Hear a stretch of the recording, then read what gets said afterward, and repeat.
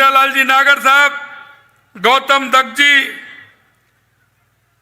और निम्माहेड़ा से विधायक पार्टी के वरिष्ठ नेता भाई श्रीचंद कृपलानी जी, यहां से प्रत्याशी रहे नरपत सिंह जी राजवी जी, कपासन के विधायक भाई अर्जुन जीनगढ़ जी, चित्तौड़ के विधायक भाई चंद्रमान जी लाल जी डांगी, विधानसभा मावली के प्रत्याशी कृष्ण गोपाल जी, पूर्व विधानसभा के अध्यक्ष शांतिलाल जी चपलोत साहब, लोकसभा सह प्रभारी आनंद गर्ग जी, जिला अध्यक्ष मिट्ठूलाल जी जाट साहब, चंद्रगुप्त सिंह जी जिला अध्यक्ष उदयपुर देहात, गोपाल जी कुमावत जिला अध्यक्ष प्रतापगढ़, रणजीत सिंह जी भाटी लोकसभा संयोजक, श्रवण सिंह जी राव साहब प्रदेश अध्यक्ष प्रभास संयोजक, हेमंत लांबा जी, मुकेश रावत जी, IM सेठिया जी, प्रमोद सावर जी और हमारे संचालन कर रहे प्रदेश के मंत्री भाई मिथिलेश गौतम जी। सबसे पहले तो मैं इस चित्तौड़ की भक्ति और शक्ति की भूमि को नमन करता हूं। आप बहुत ही सौभाग्यशाली व्यक्ति हैं, आप बहुत ही सौभाग्यशाली व्यक्ति हैं कि आपने जिसकी बाहें फड़कती हैं, चित्तौड़ का नाम आ जाता है तो जिस तरह से स्वाभिमान के साथ एक शरीर के अंदर फड़कन पैदा होती है, उस भूमि पर आपने जन्म लिया है। आप सभी धन्य हैं और मैं आज धन्य हो गया कि चित्तौड़ के गांव गांव ढाणी ढाणी से इतनी बड़ी संख्या में मेरे पूजा योग बुजुर्ग माता बहनें और मेरे नौजवान साथी इतनी बड़ी संख्या में आप आए। मैं आप सभी का वंदन करता हूं, अभिनंदन करता हूं, आप सभी को नमन करता हूं। मित्रों, आपने देखा होगा माननीय हमारे यशस्वी प्रदेश अध्यक्ष CP जोशी जी ने बताया, माननीय राजेंद्र राठौड़ जी बता रहे थे, इस देश में अगर किसी ने इन राजनीतिक दल और राजनीतिक नेताओं को अगर बदलने का काम किया है तो देश के यशस्वी प्रधानमंत्री नरेंद्र मोदी जी ने किया है। मैं आपको थोड़ा सा 2014 से पहले ले जाना चाहता हूं कि 2014 से पहले इस राजस्थान की नहीं, इस देश की स्थिति क्या थी। लोग आए दिन घोटालों के साथ किस तरह के काम होते थे, अखबार के अंदर घोटाले आते थे, अरे 0-0 लगती थी, घोटाले की संख्या याद नहीं रहती थी। कितना बड़ा घोटाला होता था, देश के अंदर आतंकवादी आते थे, बम फोड़ के चले जाते थे, हमला करके चले जाते थे। तुष्टीकरण के आधार पर देश चल रहा था, तुष्टीकरण का बोलबाला था, लोगों को लगने लगा था कि आखिरकार उस आजादी के क्या मायने हैं जिन लोगों ने अपना सब कुछ बलिदान इस देश के लिए कर दिया। इन मुगलों के साथ लड़ते हुए महाराणा प्रताप ने जिस तरह से इस देश को बचाने का काम किया और लंबे समय तक उन मुगलों से उन्होंने लड़ाई लड़ने का काम किया। मित्रों, मैं आपसे कहना चाहता हूं, देश की स्थिति क्या हालत थी, लेकिन 2014 के बाद देश के यशस्वी प्रधानमंत्री नरेंद्र मोदी जी ने गरीब कल्याण से लेकर के सीमा की सुरक्षा से लेकर के देश के विकास से लेकर के और देश के स्वाभिमान से लेकर के ये 10 साल भी आपने देखे हैं। मित्रों, 10 साल आपने देखे हैं। आतंकवादी की तो बात छोड़िए, लेकिन कोई भी घटना अगर हुई, आपने पुरी और पुलवामा की घटना देखी होंगी किस तरह से की, लेकिन उनका जवाब भी आपने देखा होगा कि अंदर घुस के मारने का काम हमारी देश की सेना ने किया, वो आपके सामने है।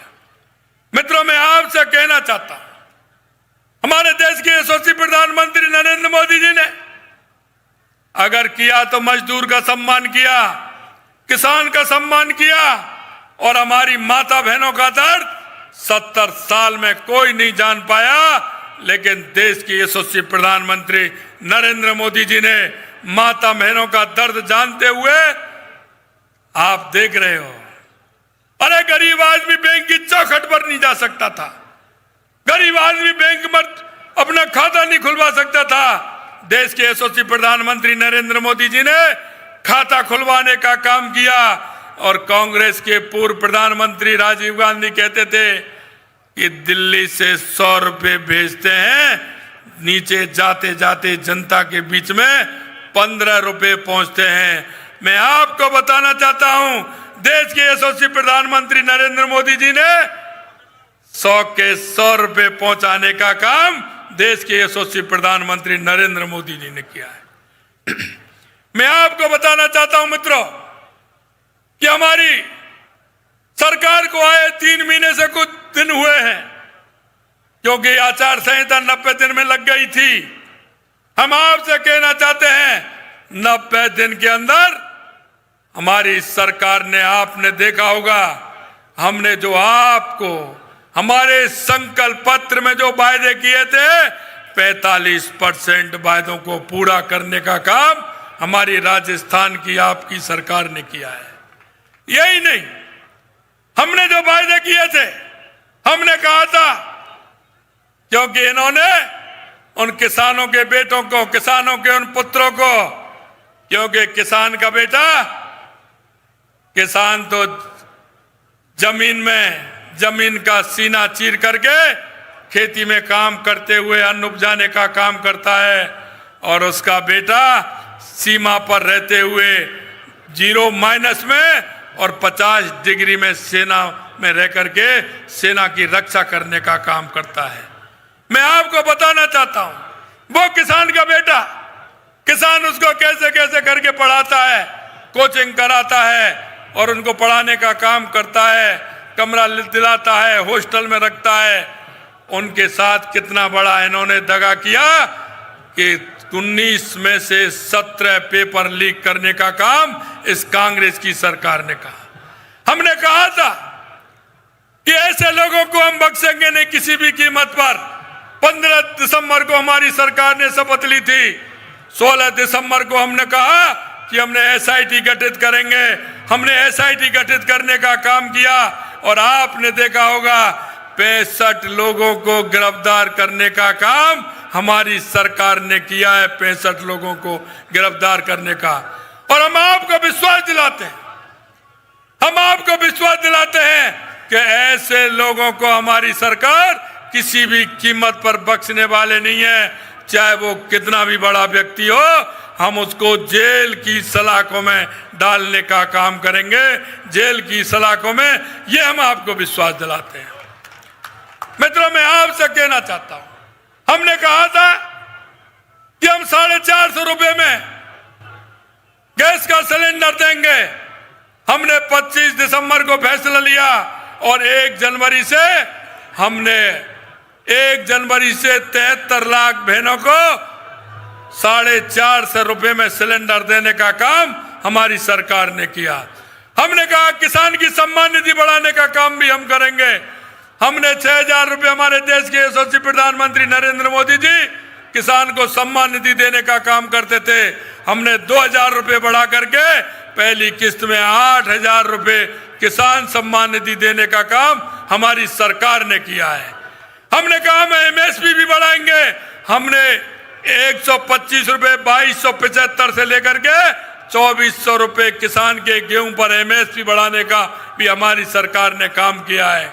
यही नहीं मित्रों, हमने कहा था सामाजिक सुरक्षा पेंशन, जिसको कि कांग्रेस ने बढ़ाया नहीं था, हमने आपसे वायदा किया हमारी माता बहनों को जो सामाजिक सुरक्षा पेंशन मिलती है, वृद्ध अवस्था पेंशन मिलती है, उस पेंशन को भी बढ़ाने का काम किया। हमने 1150 रुपए पहली किस्त में 150 रुपए बढ़ाने का काम हमारी सरकार ने किया है। हमने कहा जो जनप्रतिनिधि, माता की, भारत माता की, मेवाड़ अधिपति भगवान एकलिंग नाथ की, बायन माता की, सावरिया सेठ की, मामलेश्वर नाथ की, जोगड़िया माता की, बानोड़ा बालाजी की, सगरा माता जी की, गौतमेश्वर महादेव की, बावर माता की, आवरी माता की, शानेश्वर महादेव की, कालिका मात की, शनिदेव भगवान की, देवांग माता की। हमारे बीच में उपस्थित इस वीरता और शौर्यता की धरती पर भैया व्यक्तिगत नारे प्लीज एक नारा लगाएंगे, बोले श्री नरेंद्र मोदी जिंदाबाद, श्री नरेंद्र मोदी जिंदाबाद। हमारे इस कार्यक्रम में हम सब लोगों को जिनका सानिध्य मिला है, जिन्होंने मात्र 100 दिन के अंदर संकल्प पत्र के 45% वायदों को राजस्थान की जनता को समर्पित कर दिया, ऐसे प्रदेश के यशस्वी मुख्यमंत्री श्री भजनलाल शर्मा जी के लिए एक बार जोरदार करतल ध्वनि से स्वागत और अभिनंदन करें। इस वीरता और शौर्यता, इस रण और प्रण की धरती पर जहां चुनाव की रणभेरी बज चुकी है और आप और हम सब लोग सौभाग्यशाली हैं कि इस लोकसभा चुनाव की रण की भेरी में इस चुनाव की पहली जनसभा देश के यशस्वी प्रधानमंत्री जी भी आज के दिन राजस्थान की धरा पर से कर रहे हैं। एक बार जोरदार करतल ध्वनि से देश दुनिया के लोकप्रिय नेता आदरणीय प्रधानमंत्री जी का हम सब लोग वंदन करें, अभिनंदन करें। हमारे बीच में उपस्थित राजस्थान की विधानसभा में एक नहीं 7 बार जिनका प्रतिनिधित्व रहा और अध्यक्ष बनने के बाद एक बड़े भाई की तरह जिनका साथ मुझे मिला, ऐसे आदरणीय राजेंद्र सिंह जी राठौर साहब राजस्थान सरकार में पूर्व मंत्री रहे, पूर्व सांसद रहे। मेरे बड़े भाई आदरणीय श्रीचंद कृपलानी जी राजस्थान सरकार में मंत्री, आदरणीय हेमंत मीणा जी, गौतम जी दक्ष साहब, यहां उपस्थित हमारे प्रभुलाल सैनी जी, हमारे राजस्थान सरकार के मंत्री हीरालाल नागर जी, हमारे लोकप्रिय विधायक आदरणीय अर्जुन लाल जी, मेरे भाई चंद्रभान सिंह जी, भाई सुरेश जाखड़ जी, हमारे उपस्थित फूल सिंह जी, हमारे तीनों जिलाध्यक्ष, हमारे प्रभारी जी, प्रदेश के मंत्री जी, और जिन्होंने 2019 में चित्तौड़गढ़ से लोकसभा का चुनाव लड़ा और लगा कि कांग्रेस पार्टी ने प्रभु श्री राम लला के निमंत्रण को ठुकरा दिया, तो ऐसी पार्टी को ठुकरा कर जिन्होंने मोदी जी के कुशल नेतृत्व को स्वीकार किया, आदरणीय गोपाल सिंह जी हिडवा साहब, हमारे मंचासीन पूर्व विधायक भाई बद्री जी, आदरणीय रणधीर सिंह जी भिंडर साहब, ललित जी, कृष्ण गोपाल जी, सभी मुझे इशारा हो रहा है, मुख्यमंत्री जी देख रहे हैं कि और हम आपके लिए, आपके और जनता के बीच में बाधा भी नहीं बनेंगे, क्योंकि आदरणीय देश के लोकप्रिय नेता आदरणीय नरेंद्र मोदी जी की आगवानी करने के लिए आपको कोटपुतली पहुंच रहा है। मैं तो धन्यवाद देना चाहता हूं मुख्यमंत्री जी आपको कि आपने यहां इस कार्यक्रम में हम सब लोगों को मार्गदर्शन देने के लिए पधारे। मैं इस चित्तौड़ संसदीय क्षेत्र की जनता का ऋणी हूं, आभारी हूं कि मेरे जैसे एक सामान्य कार्यकर्ता का, मेरे जैसे किसान परिवार में जन्मे एक बालक का 2014 में शीर्ष नेतृत्व ने मुझे सांसद का टिकट दिया और यहां की जनता ने 2014 में भी और 2019 में भी रिकॉर्ड बहुमत के साथ और बूथ के स्तर के कार्यकर्ता से यहां की जनता जनार्दन ने कहा कि हमारे बीच का एक कार्यकर्ता आज संसद में जा रहा है, जिस प्रकार से इनका स्नेह, समर्थन, आशीर्वाद मिला वो मेरे जीवन में कभी नहीं भूल सकता। वो मेरे लिए ऋण है और उस ऋण का थोड़ा बहुत मैं कर्ज ब्याज के रूप में इस क्षेत्र का विकास करके प्रयास कर रहा हूं, और वो विकास भी अगर मोदी जी की सरकार नहीं होती तो शायद वो संभव नहीं हो पाता। मैं आप सबका हृदय की गहराई से वंदन करता हूं, अभिनंदन करता हूं। कांग्रेस के नेता भी अभी कई तरह की बातें कर रहे हैं, मैं सिर्फ उनको एक राय देता हूं कि आपने जनता के बीच में तो जा रहे हो, लेकिन अपना 50 साल का हिसाब किताब लेके भी रखना, और हम मोदी जी के इन 10 वर्षों का हिसाब किताब लेके रखेंगे। आप निर्णय जनता करेगी। मैं पूछना चाहता हूं कि आखिर क्या कारण है कि ये 4 लेन भी बीजेपी के राज में बने और 4 लेन से 6 लेन भी भाजपा के राज में बने। मैं कांग्रेस के नेताओं से पूछना चाहता हूं, आखिर क्या कारण है कि यहां मावली से मारवाड़ की ट्रेन भी बीजेपी के राज में बने और मावली से बड़ी सादड़ी की रेल भी बीजेपी के राज में आए। मैं पूछना चाहता हूं, बड़ी सादड़ी से नीमच की रेल भी मोदी जी का 50-60 वर्षों में इंतजार करे। आखिर क्या कारण है कि रतलाम से चित्तौड़ कोटा, उदयपुर से चित्तौड़ अजमेर विद्युतीकरण इतने से वर्षों से क्यों इंतजार कर रहा था? आखिर क्या कारण है चित्तौड़, प्रतापगढ़, उदयपुर में पासपोर्ट ऑफिस इतने वर्षों तक इंतजार करना पड़ा? आखिर क्या कारण है कि चित्तौड़ में केंद्रीय विद्यालय, प्रतापगढ़ में केंद्रीय विद्यालय, नवोदय विद्यालय को इतने वर्षों से इंतजार करना पड़ा? आखिर क्या कारण है प्रतापगढ़ और वल्लभ नगर में कृषि विज्ञान केंद्र को इतने वर्षों तक इंतजार करना पड़ा? आखिर क्या कारण है कि कुराबड़, बड़ीसाड़ी, छोटी सादड़ी में इतने वर्षों से वो टीएसपी में शामिल हो, इतने वर्षों तक मोदी सरकार का इंतजार करना पड़ा? आखिर क्या कारण है कि उदयपुर एयरपोर्ट से 4 फ्लाइट चलती थी, आज 50 वर्षों के बाद 22 फ्लाइट वहां चलती है और 1000 करोड़ का विकास कार्य मोदी सरकार देती है? इसका जवाब दे प्रदेश की, इस क्षेत्र की जनता मांगती है। आखिर क्या कारण है कि आप जिनको अकबर बहान कहते थे, ये मोदी जी की सरकार है कि 10 वर्षों में वीर शिरोमणि महाराणा प्रताप के ऊपर, जयमल जी के ऊपर और हिंदुजा सूरज झालामान के ऊपर, भगवान परशुराम जी के ऊपर आप लाओ अपना 50 साल का हिसाब किताब। कितने डाक टिकट जारी किए मोदी जी ने इन 10 वर्षों में? 4-4 डाक टिकट संसदीय क्षेत्र की जनता को दिए। आखिर क्या कारण है कि चित्तौड़ के जौहर स्थल पर इतने वर्षों से विकास नहीं हो सका? आखिर क्या कारण है कि पद्मनी महल के बाहर जो गलत शिलालेख लिखा हुआ था, वो इतने वर्षों के बाद वो गौरवशाली इतिहास के लिए मोदी जी के राज का क्यों इंतजार कर रहा था? आखिर क्या कारण है कि आप और हम सब लोगों ने देखा है कि देश की संसद में पहले 50% खराबे से ज्यादा किसान को मुआवजा मिलता था। ये पहली बार हुआ कि 50% से घटाकर 33% मुआवजे का आकलन करने का निर्णय किसी ने किया, तो नरेंद्र मोदी जी की सरकार ने किया। मैं अगर योजनाएं गिनाऊंगा, आखिर क्या कारण है कि हर गरीब का मकान मिले, शौचालय मिले, उज्ज्वला का कनेक्शन मिले, जनधन का खाता मिले, ग्रामीण सड़कें मिले, सीआरएफ की सड़कें मिले, हर व्यक्ति को किसान सम्मान निधि मिले, आयुष्मान कार्ड मिले?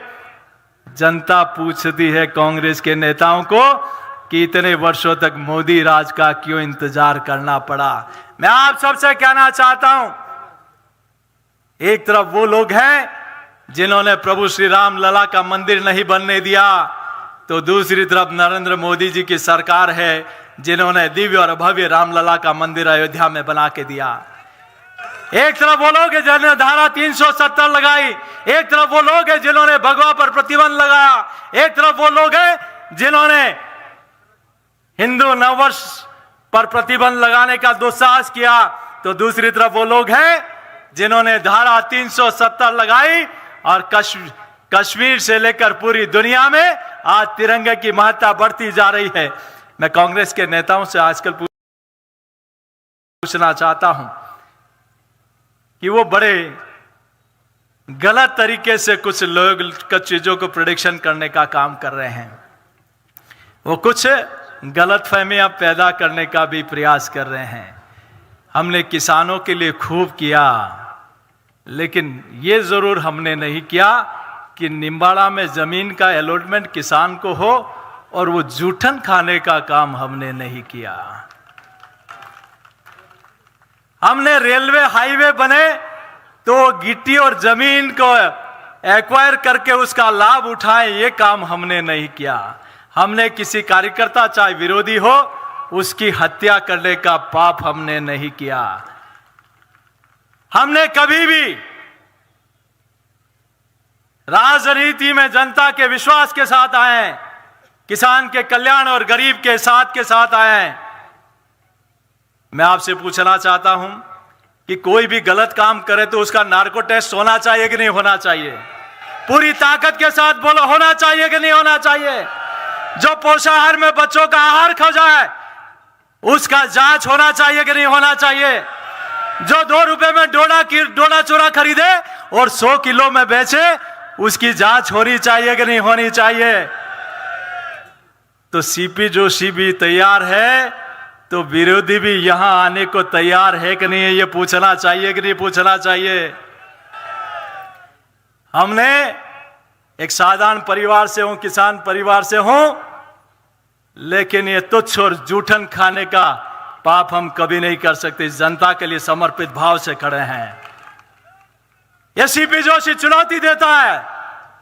राजनीति में चंद साल हुए होंगे, साधारण परिवार के होने के बाद भी, और ये कहने के लिए भी ढाई हाथ का कलेजा चाहिए राजनीति में। और वो वही कह सकता है जिन्होंने एक तपस्या के साथ, सच्चे मन के साथ सेवा करने का काम किया है। मैं उन लोगों को चुनौती देता हूं जो राजनीति में इतने वर्षों से काम कर रहे हैं, किया है ईमानदारी से, तो इस चित्तौड़ की धरा पर आ जाए, जनता के बीच में आ जाए। आप भी आइए, मैं भी आऊंगा, निर्णय जनता करेगी। मैं पुनः आदरणीय मुख्यमंत्री जी का बहुत धन्यवाद अर्पित करते हुए, माननीय मुख्यमंत्री जी, आपने महाराणा प्रताप कॉरिडोर को चित्तौड़ से जोड़ा, बागोलिया डैम, मेनाली डैम, भाई सुरेश जी, हम सब लोगों ने, यहाँ के सभी माननीय विधायकों ने जो कहा वो आपने किया। एक बार जोरदार करतल ध्वनि से माननीय मुख्यमंत्री का वंदन करते हैं, अभिनंदन करते हैं। अब मैं आपके और बीच में नहीं कहते हुए ये कहते हैं कि सीपी जोशी हेलीकॉप्टर में घूम रहा है। मैं तो फकीर हूं, ये तो पार्टी ने दिया है कि कांग्रेस का सफाया राजस्थान से करना है। तो इस टीम के काम हुए हैं, मैं गिनाना शुरू करूंगी हमारी सरकार की उपलब्धियां, तो मुझे लगता है मुझे कम से कम 1 घंटे की आवश्यकता है। तो हमारे केंद्र में मोदी सरकार, राजस्थान में भजनलाल जी की सरकार आप लोगों के लिए लगातार काम करेगी। ऐसा कोई भी काम नहीं है जो संभव नहीं है। मोदी जी की गारंटी में और हमारे प्रदेश अध्यक्ष जी के नेतृत्व में आप लोगों ने राजस्थान में पूर्ण बहुमत से भारतीय जनता पार्टी की सरकार बनाई और अब 25 की 25 सीटें हमारी, आप सब लोग मिलकर, पूरा राजस्थान मिलकर ये माला मोदी जी को सौंपनेगी। और हम सब जानते हैं पिछली बार का जो आंकड़ा था वो पार करेंगे हमारे सीपी जोशी जी, क्योंकि आपने इनको जिताया 5,76,000 से, तो इस बार तो कम से कम 7 लाख पार करना है, 7 लाख पार करना है। और हमारी 10 लाख पार होगा, ये आज यहाँ से संकल्प लेके जाते हैं। माताएं बहनें, मातृशक्ति, आपकी तो विशेष जिम्मेदारी है। मोदी जी ने एक उप मुख्यमंत्री भी दी है राजस्थान को और 33% आरक्षण भी दिया है। तो आप लोगों की जो जिम्मेदारी है सबसे ज्यादा बड़ी है। एक एक घर से वोट निकालने का काम मेरी माताएं बहनें करेंगी और आप लोग उनका साथ देंगे, क्योंकि अगर मातृशक्ति, घर की लक्ष्मी अगर मन बना लेती है कि वोट जाएगा तो भारतीय जनता पार्टी के पक्ष में जाएगा, तो कोई ताकत नहीं है कि इससे अलग हो सकती है। तो 26 अप्रैल को पूरी तरह से सबको, एक एक व्यक्ति को जाके हमारे सीपी जोशी जी के पक्ष में कमल के फूल के बटन को दबाना है और पिछली बार से भी ज्यादा वोटों से इनको लोकसभा पहुंचाने का काम करना है। मैं आप सभी का धन्यवाद देती हूं, बहुत बहुत धन्यवाद। जय जय श्री राम। धन्यवाद आदरणीय दिया जी। मैं इस मंच पर हमारे यशस्वी नेता आदरणीय राजेंद्र राठौड़ जी को आमंत्रित करता हूं और उससे पूर्व आदरणीय हेमंत लांबा जी से निवेदन करता हूं कि राठौड़ साहब को मेवाड़ी पगड़ी के साथ स्वागत किया जाए। और आदरणीय प्रेम बेरवा जी के स्वागत के लिए मैं हेमंत जी मीणा से कहता हूं कि वो उनका, हमारे राजेंद्र राठौड़ जी का उद्बोधन।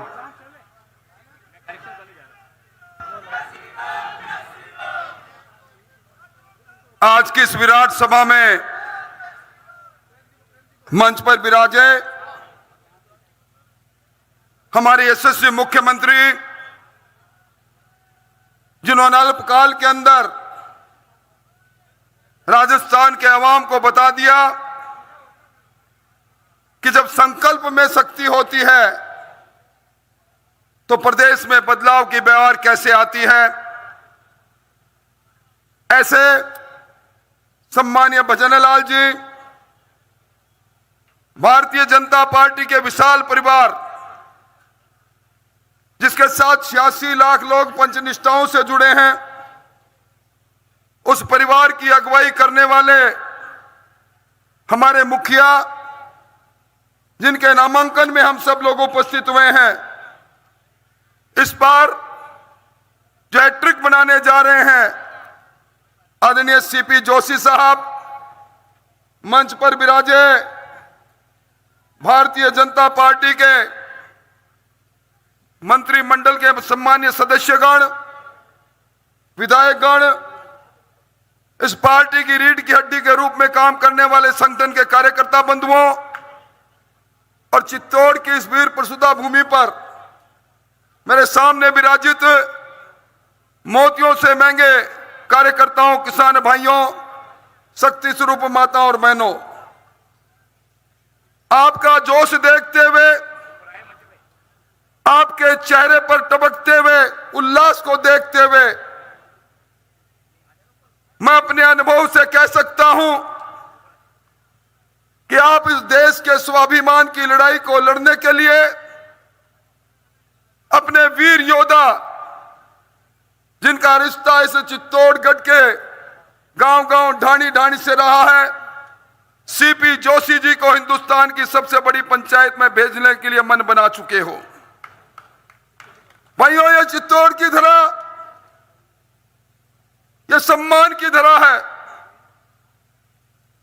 ये राणा की शक्ति की धरा है, ये मीरा की भक्ति की धरा है, पन्ना ढाई के बलिदान की धरा है। यह स्वाभिमान का संघर्ष इतिहास के पन्नों में लिखा है और यह चुनाव भी इस देश के स्वाभिमान का चुनाव है। इन 10 वर्षों में हिंदुस्तान की चमक और धमक को हमने दुनिया में बढ़ते देखा है, तकदीर और तस्वीर को बदलते देखा है, गरीब के कल्याण को होता देखा है, 25 करोड़ लोगों को गरीबी की रेखा के ऊपर आते देखा है, 70 करोड़ लोगों के जीवन में परिवर्तन होते देखा है और इस राजस्थान को बदलते हुए मोदी जी की डबल इंजन की सरकार में देखा है। मुझे मालूम है नामांकन का मुहूर्त है, पर मैं एक बात कह सकता हूं, सीपी जोशी जी, आप बड़े लक्की है, आपका पग फेरा बड़ा लक्की है। राजस्थान में आपने जंगल राज को समाप्त कर दिया और जब आप लक्की हो तो मुझे लगता है, मुझे कह देना चाहिए कि सीपी भाई लक्की है, लाल बत्ती पक्की है। तो ऐसे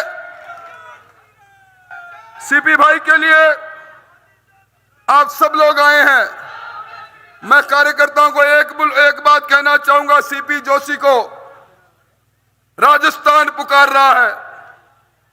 मैं भी बैठे बैठे आमंत्रण कर रहा था, 5 तारीख को चूरू में दुनिया के लोकप्रिय नेता नरेंद्र मोदी जी आ रहे, आपको आना है।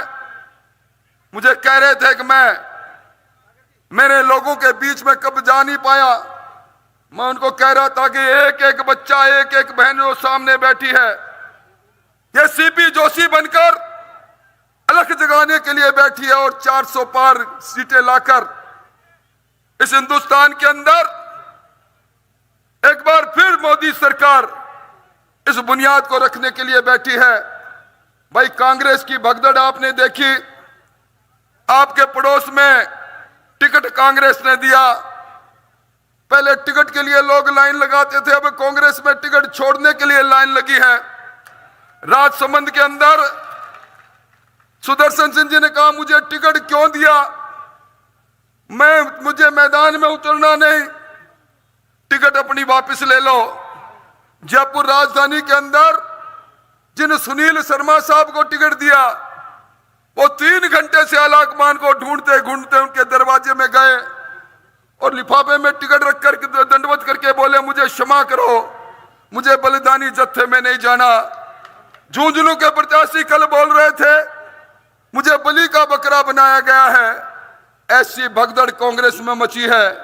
इसलिए हम सबको मिलकर, जिन्होंने भगवान रामलला का मंदिर बनाया, जिन्होंने धारा 370 समाप्त करके कश्मीर की बेड़ियां काटी, जिन्होंने बिना मांगे राजस्थान के किसानों को 22,000 करोड़ रुपया किसान सम्मान निधि का दिया, जिन्होंने राजस्थान के अंदर 22 लाख लोगों के गरीबों के सर पर छत दे दी, जिन्होंने राजस्थान के अंदर 1 करोड़ 3 लाख लोगों को मुफ्त के अंदर पिछले 2 साल से अनाज दे रहे हैं, जो राजस्थान के अंदर सीपी जोशी जी की अगुवाई के अंदर से बदलते चित्तौड़ को देख रहे हो, इस चमचमाते चित्तौड़ को देख रहे हो, हाईवे से जुड़े हुए नेशनल हाईवे बनते हुए देख रहे हो। ऐसे समय में मेरा तो आपसे एक ही निवेदन है, आप सब लोग सीपी जोशी बनो और सीपी जोशी जी को ये कहो, मिशन 25 पूरा करने के लिए आप आओ सीपी जोशी जी, और पूरे राजस्थान में अलख जगा दो। मैं ये बात जुम्मेवारी से कह रहा हूं, पिछली बार का जो अंतर था 5,63,000 का, कितने का? सीपी जोशी जी, मैं ज्योतिषी तो नहीं, जाति का राठौड़ हूं, पर फिर भी मैं दावे के साथ कह सकता हूं, पिछली बार से दुगने मतों से अगर आप अपनी जीत जाओ तो आप मुझे कहना, हम आएंगे और सीपी जोशी जी का सम्मान करेंगे उस वक्त जब आप हमारा नेतृत्व भारत सरकार में करेंगे। बहुत बहुत धन्यवाद। मैं अगले हमारे उद्बोधनकर्ता के रूप में हमारे यहाँ के यशस्वी नेता, यहाँ के वरिष्ठ नेता, पूर्व सांसद, पूर्व मंत्री और निम्बेड़ा के आदरणीय विधायक माननीय श्रीचंद कृपलानी जी को आमंत्रित करना चाहता हूं, वे हमें उद्बोधित करें।